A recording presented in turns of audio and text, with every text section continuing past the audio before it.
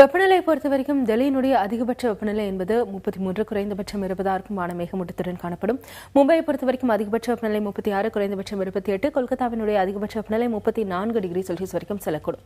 சென்னையை பொறுத்தவரைக்கும் அதிகபட்ச வெப்பநிலை என்பது 34, குறைந்தபட்சம் 27 இதற்கு அடுத்தபடியாக ஹைதராபாத்தை பொறுத்தவரைக்கும் அங்கு அதிகபட்ச வெப்பநிலை என்பது 30, குறைந்தபட்சம் 20 இதற்கு அடுத்தபடியாக தமிழகத்தை பொறுத்தவரைக்கும் ஒரு குறிப்பிட்ட விஷயம் என்ன அப்படின்னா, வரும் 27ஆம் தேதி வடகிழக்கு பருவமழை தொடங்குவதற்கான வாய்ப்பு இருக்கிறதா சென்னை வானிலை ஆய்வு மையம் தெரிவித்திருக்கிறாங்க.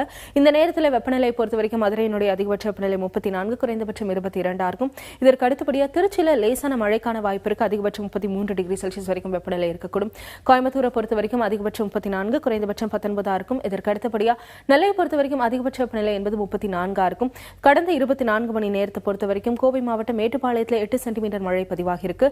நாடு கடந்து பார்த்தோம் அப்படின்னா சிங்கப்பூரினுடைய அதிகபட்ச வெப்பநிலை என்பது அங்கு 34 டிகிரி செல்சியஸ் வரைக்கும் இருக்கக்கூடும். குறைந்தபட்சம் 27 இதற்கு அடுத்தபடி ஆஸ்திரேலியாவினுடைய சிட்னி நகரத்தில் வான மேகமூட்டத்துடன் காணப்படும்.